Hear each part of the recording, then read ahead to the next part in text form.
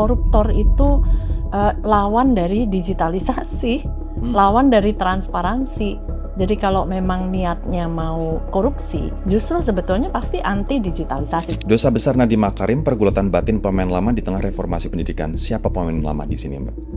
Banyak sekali ya. Boleh dibilang ya tadi mulai dari pusat sampai ke daerah. Karena menurut saya korupsi pendidikan itu sudah terlalu dinormalisasi. Nah, jadi ini adalah sebenarnya pertarungan antara kelompok reformis yang pengen melihat perubahan dengan kelompok lama yang cenderung korup gitu, Mbak. Betul, percuma mau digonta-ganti kurikulumnya seperti apa, menteri pendidikannya mau diganti sehebat apapun. Sampai dulu ada yang pernah bilang bahwa menteri pendidikan siapapun memang didesain untuk gagal. Guru itu diuntungkan nggak dengan adanya program digitalisasi dari Nadiem? Guru yang bersih ya, sebetulnya diuntungkan. Guru yang ingin maju diuntungkan. Ina Lim adalah konsultan pendidikan, pendiri dan CEO Jurusanku yang aktif mengkaji isu kebijakan, tata kelola, dan integritas pendidikan di Indonesia. Ia juga menerbitkan buku Dosa Besar Nadiem Makarim, Pergulatan Batin Pemain Lama di Tengah Reformasi Pendidikan, yang berisi pandangannya mengenai berbagai kebijakan pendidikan di era Menteri Nadiem Makarim. Narasi yang paling awal muncul itu kan soal mensrea grup WA. Jadi yang sebelum baru ditangkap aja Kor, udah dikeluarin. Mas Menteri Kor sudah membahas Chromebook sebelum dilantik. Kemudian udah persidangan, nggak jadi tuh didakwa. Makanya mereka lari lagi. Karena mereka mengajukan ini kemahalan harga. Begitu dibilang Chrome OS gratis, kemahalan dari mana gitu kan. Nah, menurut Mbak, Nadiem akan dapat pengampunan dari Presiden nggak, Mbak?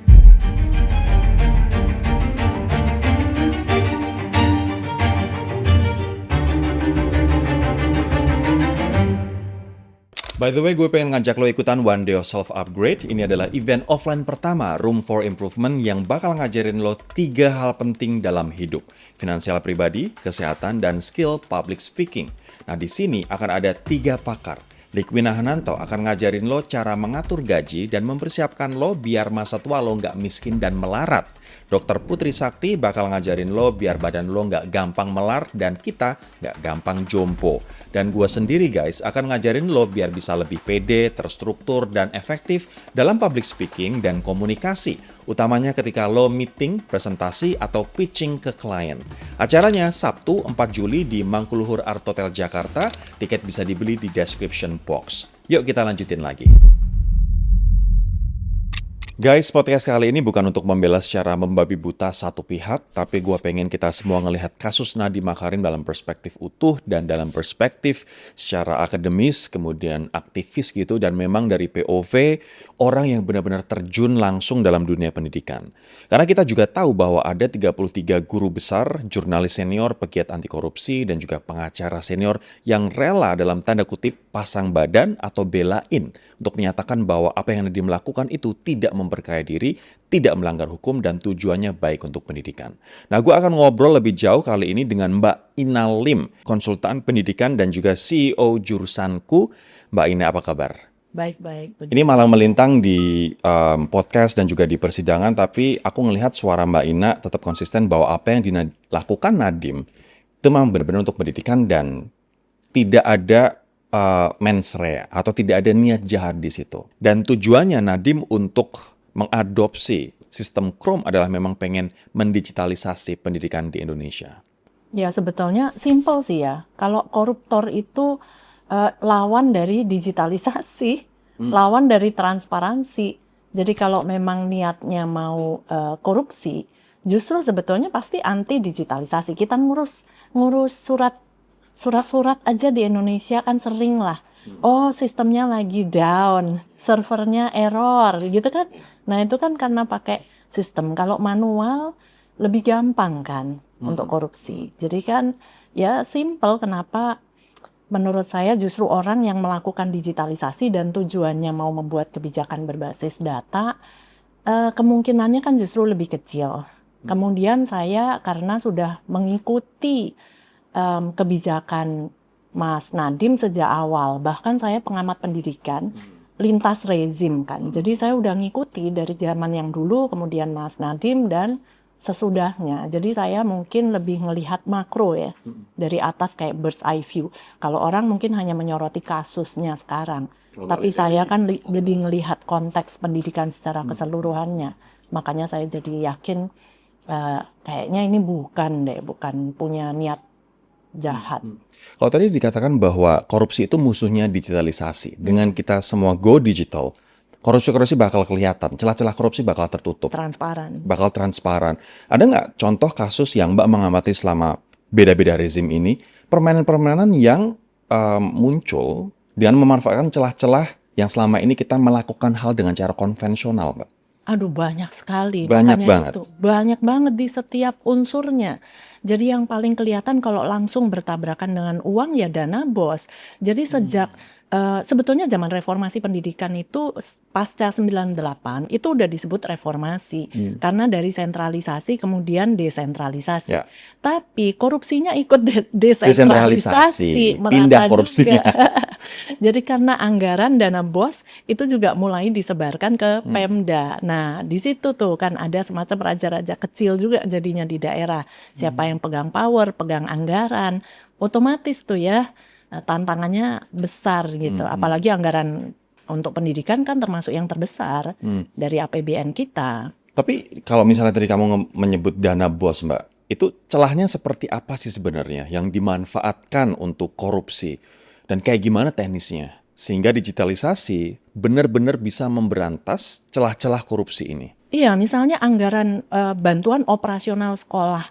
Jadi itu kalau dulu nih sebelum 2020 itu dari Kemenkeu keuangan itu dilarikan ke Pemda. Jadi Pemda yang ngatur gitu. Misalnya untuk apa ngecat dinding kelas lah. Ya. Nah, itu aja udah kelihatan. Bayangin yang dicat berapa, beli catnya berapa, yang terrealisasi berapa. Kemudian yang paling sering itu yang selalu saya sebut toilet. Karena itu juga yang paling nggak kelihatan. Itu udah realita, misalnya anggaran untuk membangun 10 toilet, kenyataannya cuma 2 gitu. Nah itu tuh keseharian, maintenance, uang maintenance, bahkan sampai ke kampus pun kalau saya diundang ke kampus negeri salah satu yang terbaik di Indonesia, saya pergi ke toiletnya, kerusakan, kunci rusak, itu aja nggak diganti. Kemudian kotornya seperti apa, ini kan juga wajah universitas negeri kita loh. Kualitasnya seperti itu. Ini baru kecil-kecil ya, Baru Mbak? yang kecil-kecil. Belum kayak misalnya ujian nasional, kertas, buku. Ya.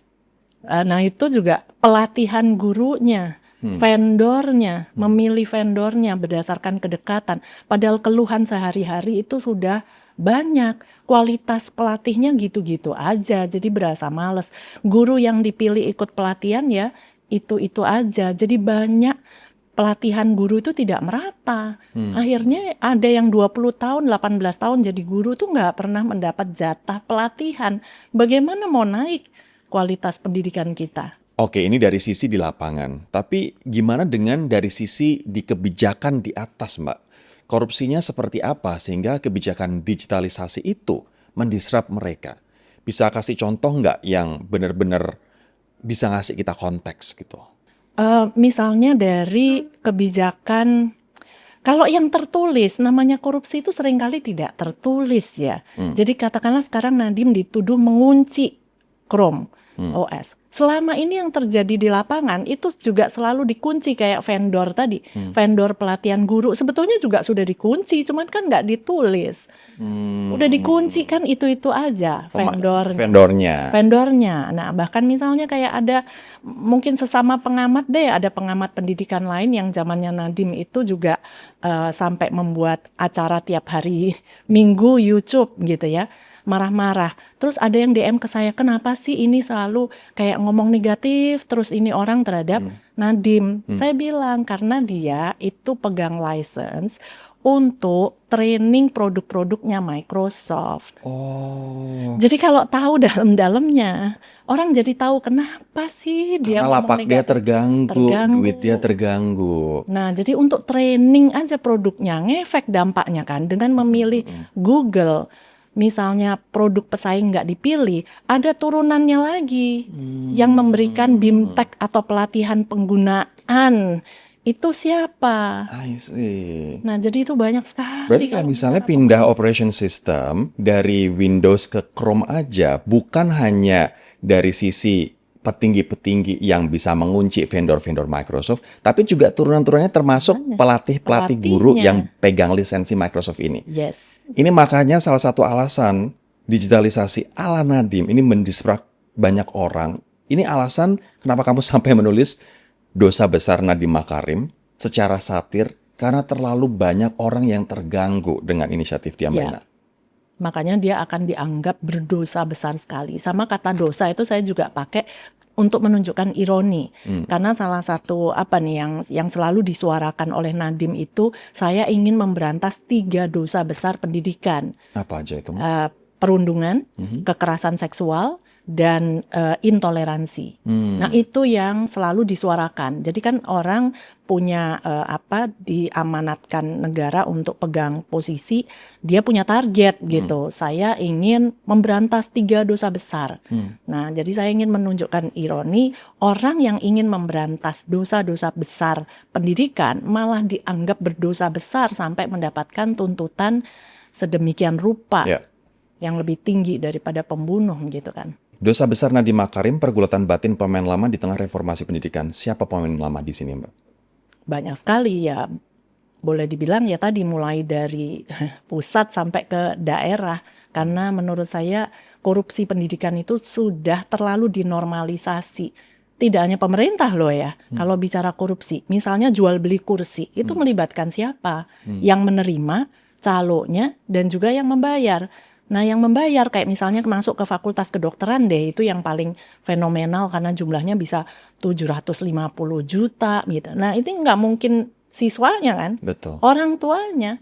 Tapi kan dalam sejarah kita tidak pernah melihat ada orang tua yang diperkarakan di pengadilan karena menyuap untuk beli kursi. Padahal dampaknya kalau di kedokteran kan kita sudah tahu dampaknya seberapa besar. Oke.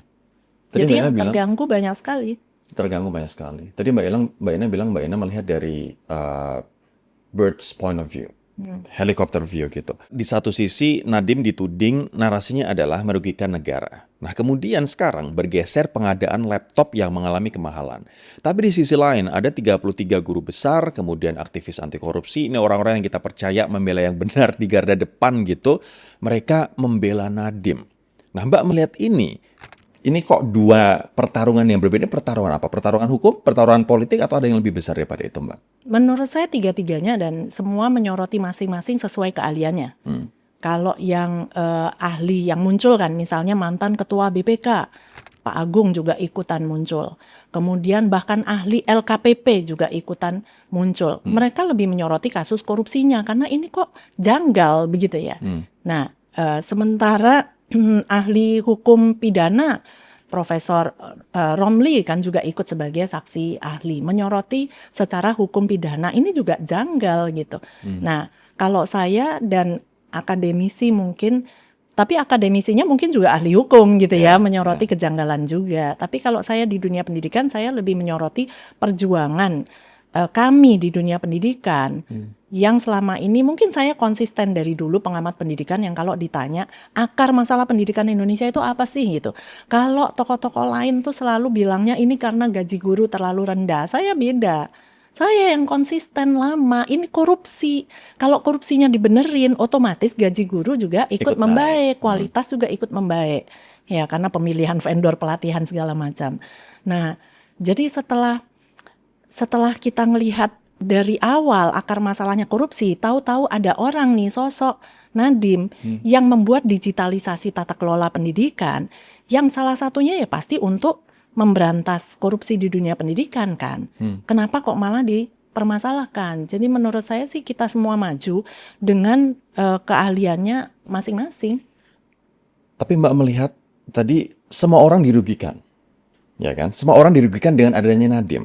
Semua koruptor. Semua koruptor, ya. Semua koruptor, semua pemain lama, semua orang yang menikmati dari status quo dirugikan oleh Nadiem. Tapi Mbak, yang paling besar siapa yang paling dirugikan oleh adanya sosok Nadiem di Kementerian Pendidikan? Kalau yang paling ya mungkin yang periuk nasinya paling besar dirugikannya, karena kita bicara income kan tadi. Bayangkan kalau tadi seseorang, tadi saya ambil contoh yang pengamat tadi ya, itu income sehari-harinya dia memang memberikan pelatihan. Tahu-tahu produknya nggak dipakai, income dia habis. Tapi kalau yang pegang proyek nasional, misalnya kayak tadi ujian nasional dihapus oleh Nadiem, diganti asesmen nasional, tapi tidak wajib. Nah, siapa yang ngatur volume kalau begitu gitu? Sementara kalau diwajibkan, ada yang ngatur volume dong.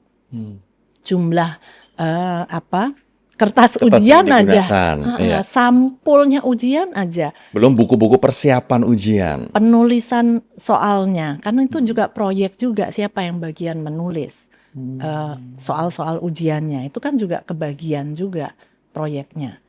Tapi masih banyak sekali sih, saya suruh menunjuk satu susah. Belum lagi dana PIP, partai-partai politik yang juga kecipratan, yang waktu itu juga rame di rapat DPR. Nadiem itu satu-satunya menteri yang dikasih anggaran, malah mau dia kasihkan ke Kementerian Sosial. Jadi menteri sosialnya waktu itu sampai heran, saya nggak pernah tahu ya orang dapat anggaran kok malah mau dialihkan ke saya gitu. Karena Nadiem nggak mau ngurusin yang dana PIP itu. Jadi mau diserahkan, kan ini lebih untuk anak-anak prasejahtera. Jadi untuk Kementerian Sosial harusnya gitu. Nah, jadi ini adalah sebenarnya pertarungan antara kelompok reformis yang pengen melihat perubahan dengan kelompok lama yang cenderung korup gitu, Mbak. Betul, memang kalau saya menggambarkan dunia pendidikan itu ibarat kolam. Ini kolamnya udah kotor sekali. Jadi ini kelompok yang memang mau membersihkan kolam supaya akhirnya pendidikan kita akhirnya maju gitu. Percuma mau digonta-ganti kurikulumnya seperti apa, menteri pendidikannya mau diganti sehebat apapun, S3 mau ditambahin lagi postdoctorate kayak ahlinya. Sampai dulu ada yang pernah bilang bahwa menteri pendidikan siapapun memang didesain untuk gagal. Menteri pendidikan siapapun pasti gagal. Karena ketika dia ingin mereform pendidikan, banyak orang yang kesenggol, banyak orang yang dirugikan. Koruptor-koruptor nggak akan bisa melanjutkan praktek korupsinya. Dan ada aktor yang tidak terlihat. Jadi menteri itu punya keterbatasan kekuasaan. Jadi menteri membuat kebijakan. Waktu kalau kita bicara dosa besar tadi ya, ada salah satunya kan intoleransi. Kemudian mencuatlah kasus waktu itu di Sumatera tentang pemaksaan jilbab waktu itu. Nah, kemudian muncullah SKB 3 menteri. Bekerja sama nih 3 menteri untuk membuat peraturan melarang siswa menggunakan jilbab. Itu juga nggak boleh dilarang dong, itu hak asasi. Tapi juga sebaliknya kan sama, dilarang memaksa juga. Nah, itu pun kan ditentang sampai masuk ke pengadilan juga, dan kalah. SKB 3 menterinya itu kalah begitu. Sehingga anak ini kan nggak tahu nih nasibnya gimana sekarang, media-media juga tidak mengangkat lagi. Anak ini, saya pengen tahu ini anak bagaimana nasibnya. Ya terdiskriminasi, apakah dia bisa sekolah lagi nggak nih gitu. Nah, itu aja sampai ditentang. Ya, artinya kasus Nadiem tidak hanya sekedar pengadaan laptop, Mbak. Jauh lebih besar dari itu, karena dari kasus pengadaannya ahli yang menghitung kerugian juga sampai bingung, gitu kan. Kemudian ahli hukum pidananya juga bingung, LKPP ahlinya juga bingung, karena LKPP-nya sekarang jadi juga sering, saya lihat jadi sering meeting, karena ini presiden untuk mereka menghitung pengadaan bagaimana nanti disalahkan. Karena yang dibilang maksimal cara menghitungnya dari ongkos produksi, kemudian ditambah maksimal profit 15%. Mereka sampai saya tekankan, tidak ada itu ya maksimal 15%. Karena yang dipakai itu adalah, dipakai oleh jaksa itu adalah untuk jasa konstruksi, bukan pengadaan barang ini. Jadi beda. Kalau enggak, dia udah kasih contoh. Untuk pengadaan snack nih ya, semua profitnya di atas 15%. Nah, apa semua ke depan nih kita semua akan dipermasalahkan, semua akan bisa diajukan ke pengadilan, semua kan jadi pada takut karena ini kasus jadi presiden untuk semua pihak. Dan bahkan Nadiem kemarin juga bilang, Mbak, bahwa sebenarnya dengan program menggunakan Chromebook ini, negara tidak perlu membayar 1,2 triliun rupiah operating system. Sementara kalau pakai Windows, bayar 1,2 T per tahun gitu. Dan bahkan total penghematannya sampai 3,9 triliun rupiah per tahun. Nah, kemarin juga Nadiem juga bilang bahwa kalau misalnya kita pakai Microsoft, biaya yang dikeluarkan itu 148 juta rupiah per sekolah.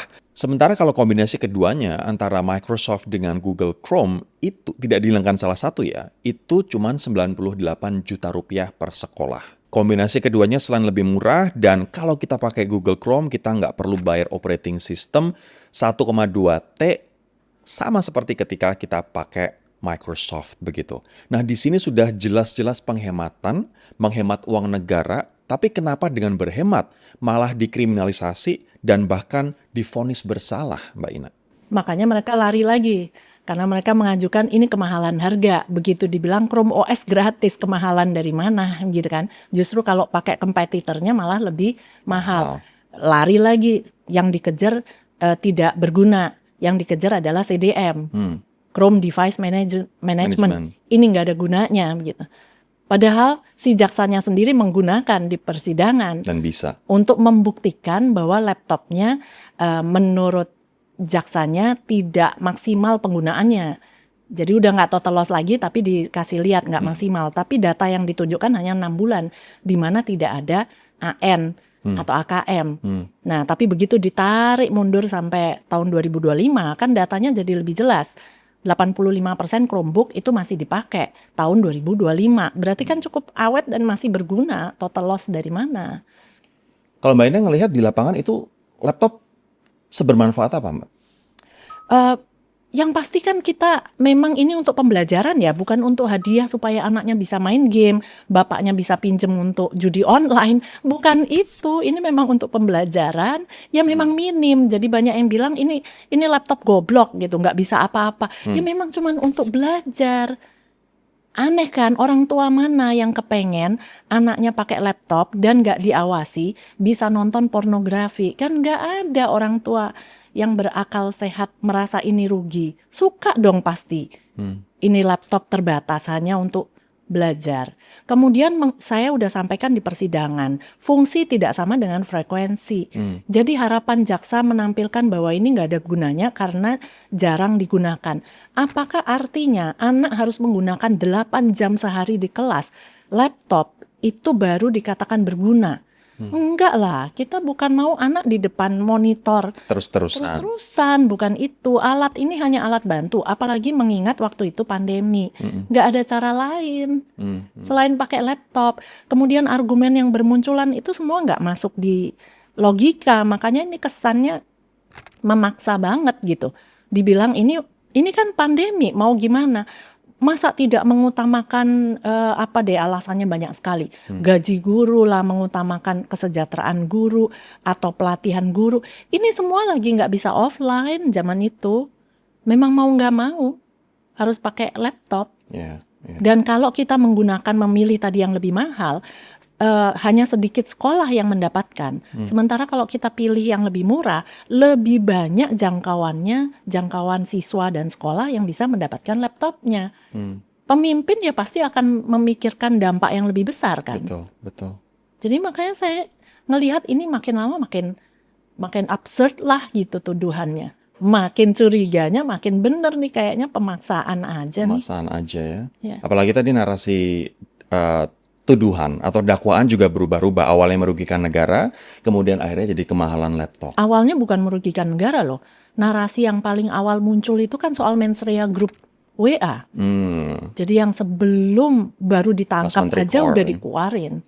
Mas Menteri Kor sudah membahas Chromebook sebelum dilantik. Kemudian udah persidangan, nggak jadi tuh didakwa. Jaksanya nggak jadi. Karena kan grup chatnya ternyata sudah di-print ribuan lembar dan nggak ada tuh pembahasan Chromebook sebelum menjabat. Pembahasannya kan terbukti sekitar 6-7 bulan sesudah menjabat kan.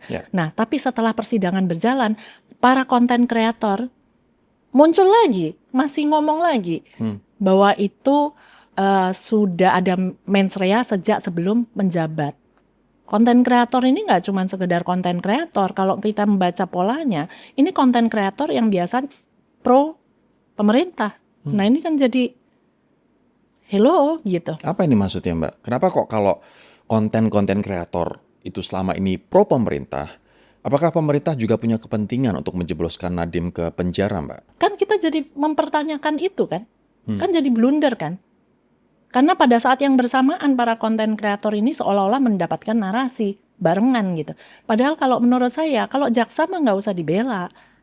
Ya kan, untuk apa? Jaksa tinggal membuktikan aja di pengadilan. Kalau buktinya kuat, nggak usah dibela dengan narasi medsos. Untuk apa? Buktikan di persidangan. Tapi dari pihak pembela yang melihat ini tidak adil, aneh, tidak logis, boleh dong kami menyuarakan keadilan. Tapi kalau dari pihak jaksa, untuk apa dibela? Tugasnya jaksa itu kita semua loh yang membayar. Karena pegawai negeri kan. Betul. Kita minta pertanggungjawaban, buktikan. Kita mau bukti, tapi kan yang terakhir lari lagi nih, lebih aneh lagi nih statement jaksa di media. Kalau memang tidak punya konflik kepentingan, kenapa tidak menjual seluruh sahamnya di Gojek? Ini kan lebih nggak masuk akal gitu, nggak masuk di logika saya dan di logika banyak orang. Dan ini sebenarnya seolah-olah kok dengan memegang saham Gotoh, seolah-olah menikmati keuntungan dan juga bersalah gitu. Terus Nadiem juga bilang di sidang pledoinya, kalau gitu cara pikirnya artinya semua unsur pemerintah, semua unsur swasta, kita yang pegang saham Gotoh pun juga bisa saja dikriminalisasi dong kalau begitu caranya. Tidak hanya saham Gotoh, semua pegawai pemerintah ya pasti kita dalam hidup itu kan memang harusnya mengatur keuangan kita. Ada sebagian sepertiga yang diinvestasikan, kan begitu aturan keuangan, literasi keuangan. Sepertiga itu kan bisa aja beli saham, bisa aja obligasi, bisa macam-macam, itu hak tiap orang. Nah itu juga yang pernah saya suarakan kan. Apa artinya kalau kita jadi menteri untuk dianggap nggak korupsi, berarti kitanya sendiri itu harus rugi gitu. Kan tidak kan, yang paling penting itu kita membawa dampak. Perkara kemudian kita sendiri ada diuntungkan, tapi bukan karena mengambil milik publik, sebetulnya kan sah-sah aja. Kalau enggak siapa yang mau masuk ke pemerintahan dengan syarat bahwa sayanya sendiri, bisnis saya harus dipastikan rugi supaya nggak dianggap korupsi. Ya, dan Nadiem juga mengalami penurunan kekayaan 51% dikarenakan semenjak dia menjabat sebagai Menteri Pendidikan dan keluar dari Gotoh. Aku sekarang pengen tanya Mbak, kalau misalnya narasi dari dakwaannya berubah-ubah terus, ini apa sebenarnya maksudnya Mbak? Ya berarti kan dugaan saya benar dari awal. Ini masalahnya bukan sekedar korupsi pengadaan sebetulnya kan. Ada konteks yang lebih besar. Nah disitulah mungkin peran saya. Bahwa saya yang memahami konteks pendidikan secara keseluruhannya. Karena selama ini saya udah ngelihat korupsi di dunia pendidikan tapi nggak pernah diproses. Kenapa tiba-tiba ada orang dari luar kolam yang kotor tadi yang justru mau membersihkan, kok malah diproses dan tuntutannya membagongkan gitu.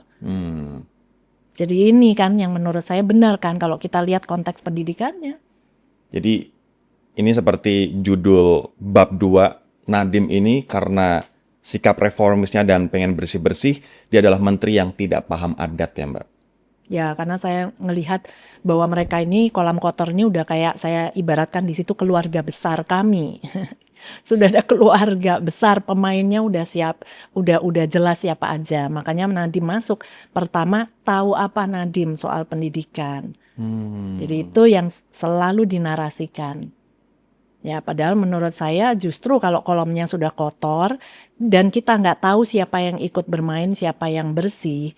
Kalau orang justru kita harus ambil orang dari luar yang tidak ada hutang terhadap relasi di dalamnya, nggak enakan, nggak ada.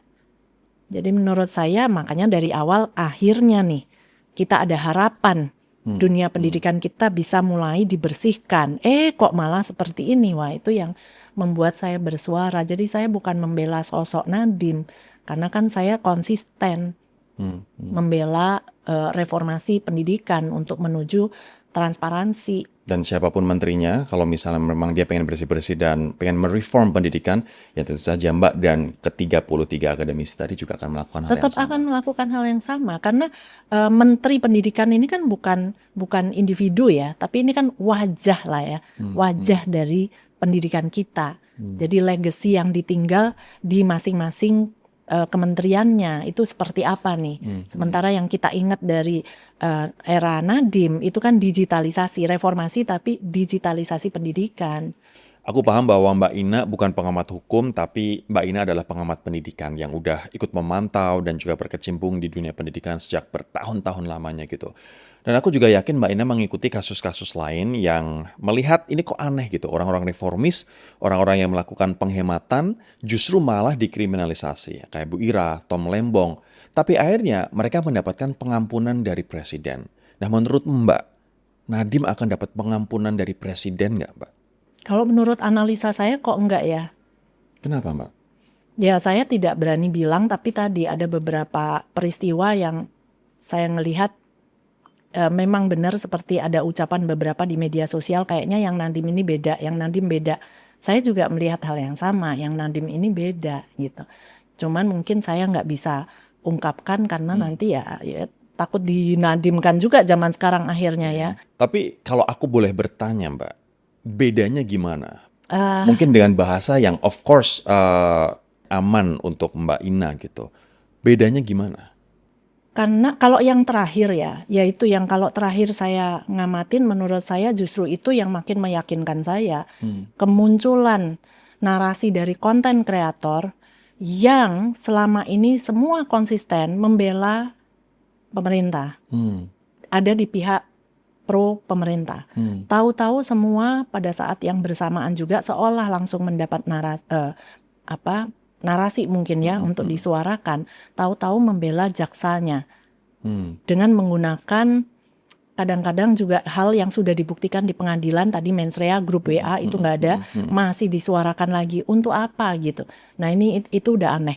Tapi jauh sebelum itu kan sebetulnya karena saya pengamat, saya ngelihat kebijakan antara era Nadiem kemudian ganti kementerian dan langsung semua kebijakannya dibalik. Oh gitu. Dan sebetulnya ada juga yang mungkin sebelum menteri yang baru terpilih, waktu pemerintah baru disahkan itu saya diundang podcast sama pemiliknya ya salah satu dari lingkungan pemerintah yang sekarang. Tapi karena di podcast itu saya menyebut kebijakan Nadiem itu sudah bagus, saya berharap keberlanjutan, sesuai yang dijanjikan kan keberlanjutan. Betul. Nah saya dari sisi pendidikan, saya berharap banget ini dilanjutkan dari Nadiem. Podcastnya itu nggak jadi dipublish. Saya masih punya foto-fotonya tapi tidak Karena ada. Mbak menyuarakan bahwa seharusnya apa yang dilakukan Nadiem dilanjutkan di pemerintah Prabowo saat ini. Yes, tapi kenyataannya begitu dilantik menteri baru, satu persatu kebijakan Nadiem diputar balik. Diganti semuanya. Ganti semua. Artinya nggak ada keberlanjutan antara pemerintahan Jokowi dengan pemerintahan Prabowo di bidang pendidikan, Mbak? Sama sekali tidak ada, malah putar balik. Diputar balikkan lagi kan. UN dihapus, sekarang diselenggarakan lagi dengan ya ganti nama lah begitu ya. Kemudian Permen Dikbud untuk mengatasi dosa besar tadi, kekerasan seksual yang makin lama makin ya, intoleransi, kekerasan, perundungan yang sampai menyebabkan kematian anak loh. Itu di era Nadiem itu sudah dibuatkan Permen Dikbudnya sedetail itu. Sanksi dari yang ringan, sedang, berat, itu udah jelas. Definisi kekerasan fisik, kekerasan non fisik, sedetail itu nggak pernah ada loh. Sekarang? Diganti Permendikdasmennya. Jadi itu kata kekerasan direduksi jadi pelanggaran. Pelanggaran disiplin. Kenapa? Tata tertib. Kenapa orang-orang itu sampai harus ibaratnya cawe-cawe di hal-hal ini, Mbak? Di peraturan untuk 3 hal yang pengen Nadiem perangi ini. Tadi yang saya bilang, kalau ekosistemnya, teman-temannya memang juga termasuk pelaku, pasti kan banyak tekanan. Sedangkan kalau kita ingin ada di jabatan itu, kita kayak harus menyenangkan semua pihak supaya nanti mereka memilih saya kembali gitu. Kan jadi harus kompromi juga meskipun misalnya menterinya bukan pelaku. Tapi kalau mau didukung, otomatis para pelaku ini harus kita buat senang. Makes everyone happy. Everyone Biar happy. terpilih lagi, biar semua happy. Yang paling nggak happy ya generasi muda kita, dampaknya ke mereka. Betul.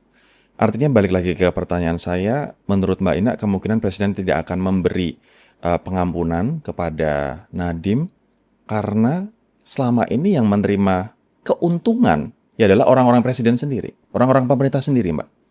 Banyak. Tidak hanya pemerintah, pemerintah tidak hanya presiden, tadi juga ada aktor-aktor yang selama ini tidak terlihat ya. Jadi kalau ada masalah pendidikan, orang tuh selalu menunjuknya ini Menteri Pendidikan.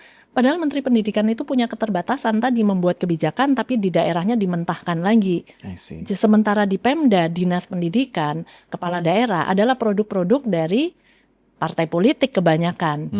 Nah, sementara menteri tidak punya kekuasaan Sampai ke sana. sampai ke sana, sehingga banyak kebijakan juga dimentahkan di lapangan, percuma gitu. Oke. Kalau dari perspektif Mbak Ina, perspektif guru itu diuntungkan nggak dengan adanya program digitalisasi dari Nadiem? Guru yang bersih ya, sebetulnya diuntungkan. Guru yang ingin maju diuntungkan. Guru yang prestasinya bagus tapi selalu dilangkahi untuk kenaikan jabatannya ya diuntungkan, karena dulunya memilih kepala sekolah itu kita udah tahu lah berdasarkan kedekatan dengan dinas pendidikan, karena di situ kan tadi bermain anggaran dana, mereka pegang kuasa anggaran dana BOS. Nah, tapi dengan kebijakan Nadiem membuat program sekolah penggerak, guru penggerak, kepala sekolah penggerak, nah diharapkan kepala sekolah yang dinaikkan adalah dari mereka yang berprestasi, bukan kedekatan. Nah, jadi yang diuntungkan jelas yang tadi sebetulnya maunya berbasis meritokrasi. Yuk kita bersaing sehat aja, yang prestasinya bagus dong gitu. Oke. Untuk di lapangan sendiri dalam kasus ini Mbak, aku pengen fokus ke laptopnya, penggunaan di lapangan. Apakah guru-guru bisa mengoperate laptop itu gitu? Karena bisa saja laptop itu ada, tapi ternyata guru-gurunya nggak bisa menggunakan. Nah, dalam dakwaan jaksa juga dikatakan bahwa laptop itu nggak berguna begitu. Nah, so far bagaimana penggunaan oleh guru-guru? Bisakah mereka operate? Bisakah mereka menggunakannya untuk mengajar ke anak-anak, Mbak? Nah, Indonesia ini kan gapnya luar biasa besar antara kota dengan daerah. Daerah juga masih ada daerah lagi, daerah 3T gitu ya. Guru-gurunya itu kualitasnya juga jauh berbeda. Kalau di kota sudah biasa pakai laptop. Kalau di daerah yang terpencil, ngebuka laptop nyalainnya aja tombolnya yang mana, kadang kan masih harus diajarin. Padahal waktu itu pandemi misalnya. Kemudian ngajarin pakai apa? Tatap muka nggak bisa, lewat online. Lah tadi mau online buka laptopnya aja nggak bisa. Jadi kan memang butuh waktu untuk pelatihan. Nah ini kan yang datanya kalau ditampilkan oleh jaksa di kurun waktu awal begitu dibagikan, belum banyak dipakai, ya wajar belum bisa ngebuka laptop, nyalain pakainya. Sekarang nggak usah yang ini deh di daerah. Saya aja nih, kalau ganti operating system, kita ganti HP aja, Android ke iPhone atau sebaliknya, kita butuh waktu lagi. Betul. Ini mindsetnya di mana, sebelah mana gitu. Nah, jadi wajar kalau tidak cepat. Makanya saya bilang lebih baik kan keberlanjutan supaya ada waktu untuk pelatihan-pelatihan.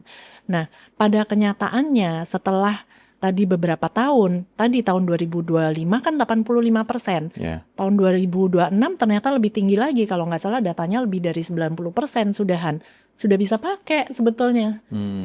Apalagi dengan adanya TKA, banyak sekali guru yang mengupload tes TKA-nya nih, murid-murid saya pakai Chromebook-nya yang waktu itu dibagiin, masih bisa dipakai untuk TKA.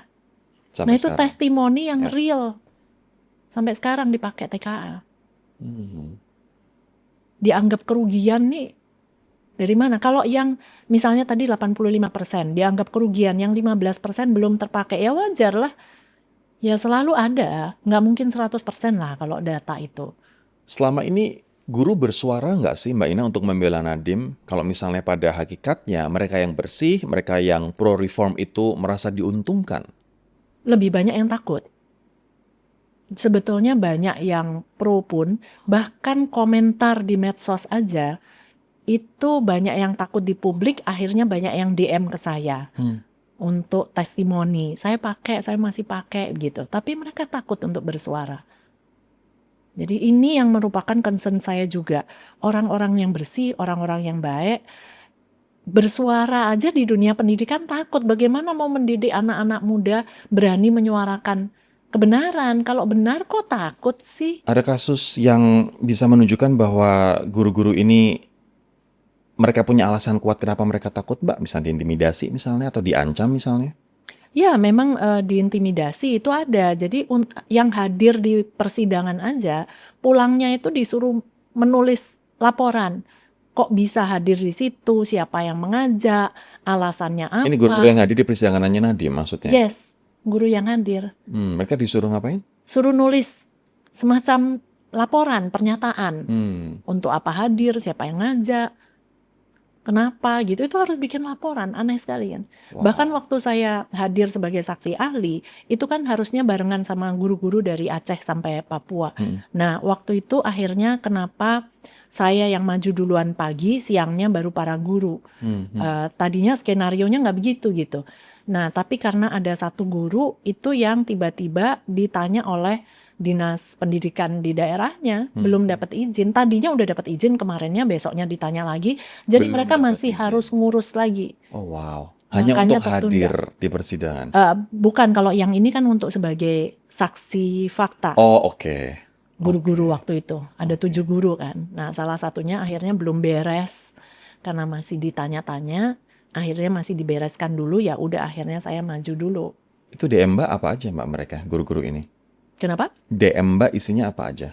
Oh, banyak testimoni, misalnya bagaimana dulu zamannya Nadiem itu mereka mendapat banyak kemudahan, mereka jadi bisa mendapatkan PPPK, yang tadinya guru honorer sulit sekali kan, mendapatkan status pegawai tetap lah gitu ya.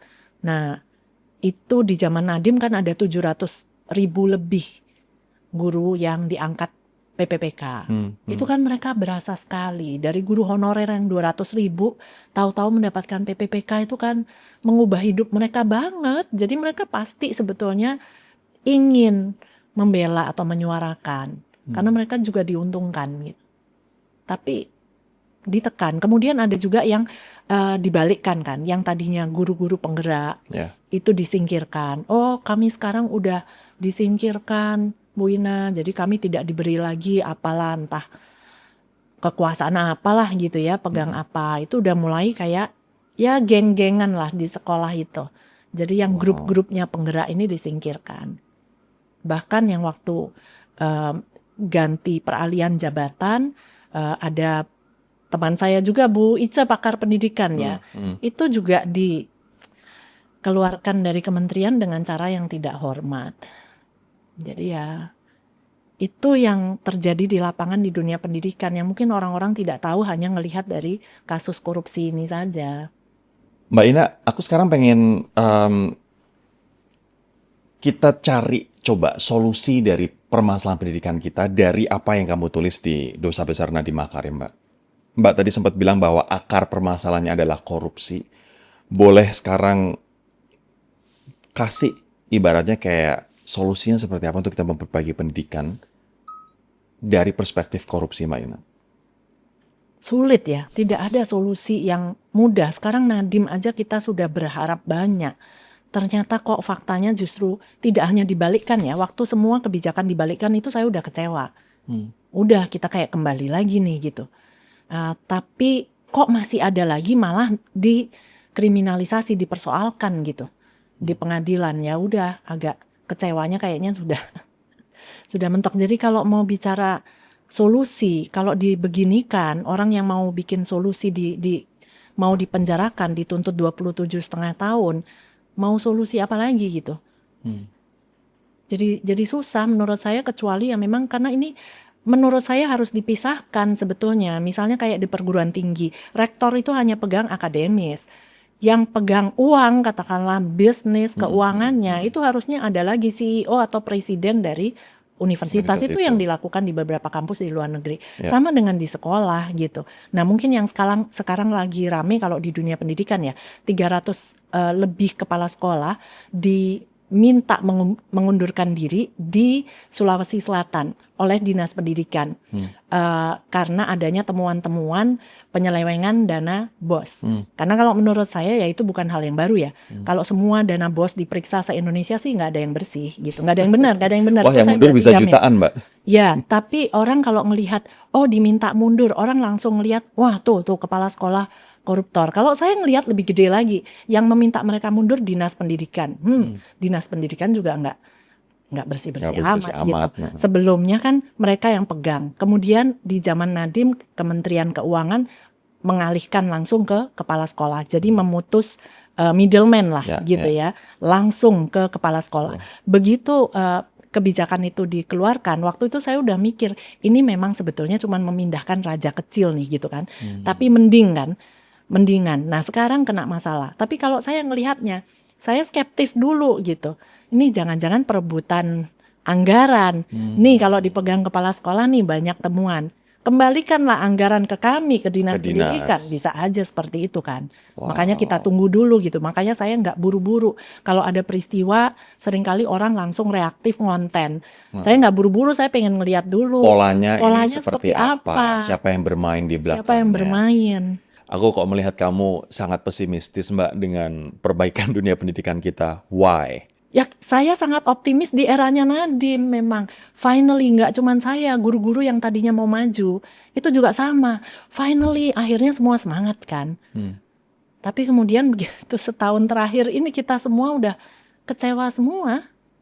Kecewa. Nadiem istilahnya ya begitu, Nadiem aja sepowerful itu bisa digituin. Apalagi kita-kita lah, apalah kita-kita gitu. Jadi sedih semua sebetulnya, bukan membela sosok. Ini membela perjuangan kita gitu. Mau maju, akhirnya ada sosok profesional yang mau membuat kebijakan berbasis data, dia mengintegrasikan Dapodik, Arkasip lah, diintegrasikan tuh tujuannya untuk apa? Supaya kebijakannya berbasis data. Nyatanya sekarang begitu diganti, semua pada bilang itu dikunci Chrome OS. Nadiem bilangnya go ahead with Chrome itu sebagai bukti korupsi. Saya kasih contoh kalau yang sekarang go ahead with Hisense untuk flat panel itu bukti korupsi kah? Nggak ada yang udah berani membahas. Go ahead with pengadaan motor untuk MBG, Mbak. Nggak ada yang mau membahas gitu. Kalau mau apple to apple kan, mau adil ya. Kenapa flat panel malah dibilang kalau dibilang Chromebook nggak bermanfaat. Flat panel untuk TK manfaatnya untuk apa coba? Dan malah ini masih mau dilanjutkan lagi, mau membagi 2 juta flat panel lagi. Masing-masing 2,6 juta per flat panel. 5,2 triliun mau dibagikan. Ini flat panel tuh kayak gimana? Interaktif ini flat panel yang kayak papan ya, kayak smart TV itu loh. Yang dipakai untuk anak-anak pembelajaran. Maksudnya laptop aja belum tentu guru-guru 3T bisa memakai dan menggunakan. Ini sekarang mau di pengadaan flat panel. Bukan mau, sudah. Sudah dibagikan dan akan ditambah lagi. Waktu dibagikan aja itu sudah heboh dan saya menyuarakan. Kenapa? Karena saya dapat masukan dari grup sekolah SPK. SPK ini yang pakai kurikulum luar negeri lah. Jadi sekolah-sekolah mampu pakai Cambridge, pakai IB, bahkan sampai British School ada di grup itu. Itu tuh ditawarin dan kayak ditekan lagi, ini yang belum ngisi untuk permintaan flat panelnya. Kita mah nggak butuh, di tiap kelas kita udah punya BenQ lebih mahal 45 juta. Ngapain saya pakai flat panel 2,6 juta gitu loh. Siapa yang bermain di flat panel ini? Pengadaannya siapa yang? Oh, sudah ada terpampang di media. Jadi ya pemerintah yang sekarang termasuk, mohon maaf nih Pak Presiden juga ada di fotonya itu, penandatanganan MOU dengan Hisense. Nah jadi apa bedanya dengan Nadiem dengan Google? Nah ini malah terpampang foto-foto orang-orang pemerintah kita tanda tangan MOU dengan Hisense. Dan guna urgensinya, saya nggak mengatakan bahwa flat panel tidak ada gunanya. Tapi urgensinya di mana untuk kita pendidikan harus flat panel banget 5,2 triliun. Dan Mbak juga menyoroti yang laptop ini disangkakan korupsi, dituduh korupsi, sementara flat panel ini aman-aman saja. Atau jangan-jangan belum gitu. Begitu nanti ganti rezim bakal bisa presiden buruk kan. Jadi dijadikan apa nih untuk alat penekan antar lawan politik begitu. Makanya ini jadi presiden yang tidak baik kan menurut saya. Aku menyoroti tadi soal pesimismemu Mbak kepada pendidikan dan padahal dulu sempat optimistis gitu di bawah Nadiem, sekarang kembali pesimis karena kebijakan Nadiem dibalikin satu persatu. Artinya sebenarnya siswa hanya dijadikan komoditas politik dan komoditas korupsi dong Mbak. Sangat, sangat. Makanya buku itu di halaman pertama kan saya tuliskan, buku ini saya persembahkan itu untuk siswa dan mahasiswa yang seringkali kebijakan pendidikan itu dibuat bukan untuk kebutuhan mereka, tapi untuk kepentingan orang-orang ini loh. Dan jadi saya berharap buku ini banyak dibaca untuk generasi muda kita. Kalau yang tua-tua ini sudah hopeless lah ya, nggak mau berubah. Saya berharap anak-anak muda ini jadi tahu ekosistem pendidikan kita, kotornya seperti apa, permainannya di mana saja. Kalau mereka baca supaya mereka lihat dulu gitu, sama-sama bisa melihat bird's eye view. Pendidikan kita seperti apa dari pengamatan saya berapa belas tahun kan. Ini saya persembahkan untuk anak-anak muda supaya harapan saya ke mereka nih bisa membuat perubahan. Ini di sini ada menarik banget. Guru diminta berpikir. Ketika guru harus jadi redaksi, saya mulai kebingungan kalau tidak pakai buku sebagai patokan utama, saya harus mulai dari mana. Katanya bisa ambil dari berita yang sedang trending supaya siswa lebih relate. Saya membaca itu, lalu saya bertanya dalam hati, masa saya harus update berita setiap hari? Saya ini guru, bukan redaksi media. Apa maksudnya?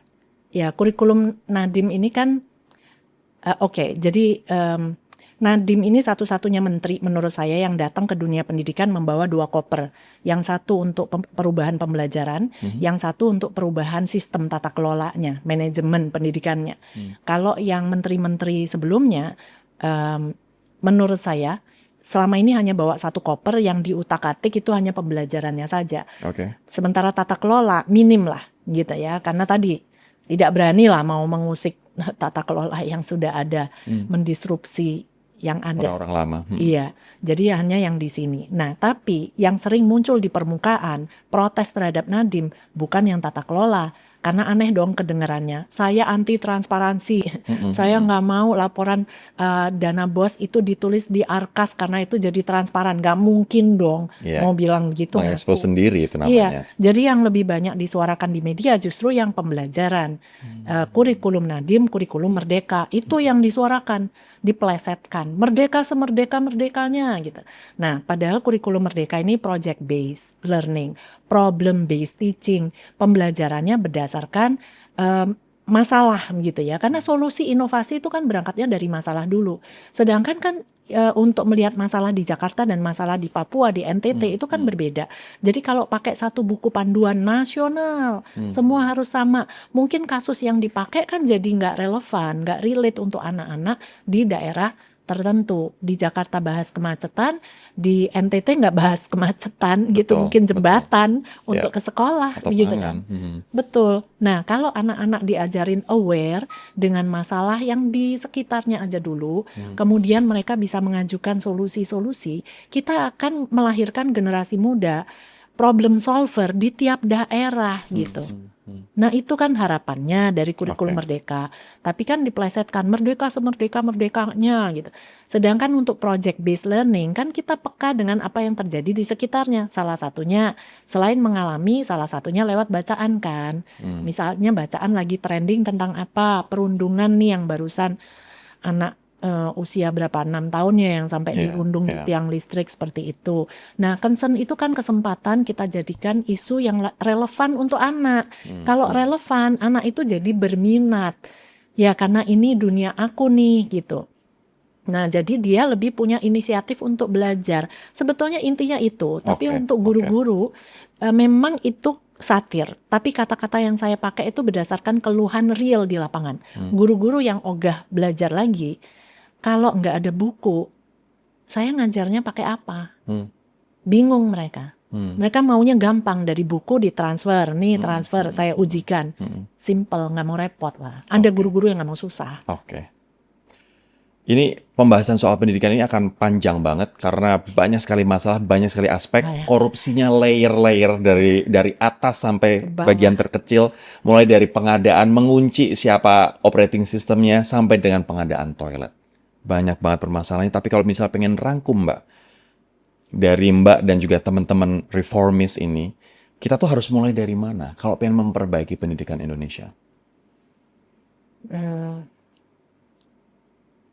sebetulnya kan mentalitas ya. Pendidikan karakter itu mulainya dari bawah banget. Pendidikan anak usia dini. Yang kalau udah tua-tua ya udahlah, misalnya udah terlanjur nih, ya udah urusannya orang lain. Tapi kalau pendidikan itu pencegahan. Sedangkan korupsi itu bukan tindakan. Selalu saya katakan, kalau mereka belum bertindak, itu artinya belum punya kesempatan. Kalau mentalnya udah korup, percuma. Dikasih kesempatan mereka akan ambil. Nah, sedangkan mental koruptif itu kita, mental yang tidak koruptif kita bisa didik dari awal, dari bawah.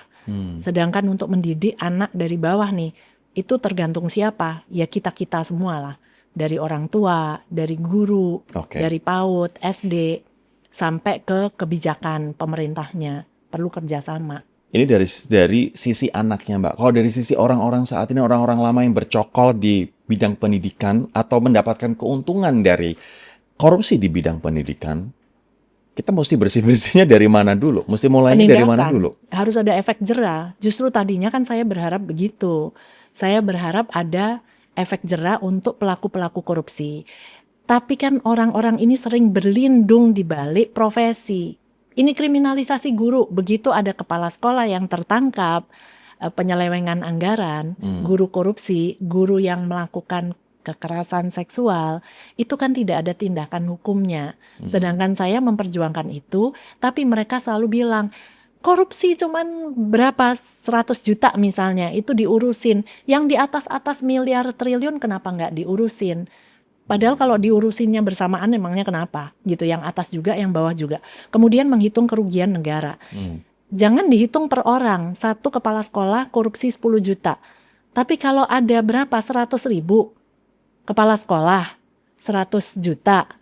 Kerugian negaranya harusnya kan dihitung totalnya dong, gitu.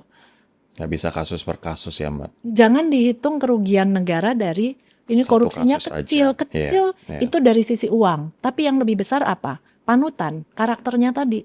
Anak-anak, berapa ratus, berapa ribu perganti angkatan, melihat kepala sekolah yang sudah nilep dana PIP, cuman disuruh ngembaliin, habis itu dia tetap jadi kepala sekolah kok. Berarti nggak apa-apa, lain kali kalau saya nilep, saya hanya perlu kembalikan aja.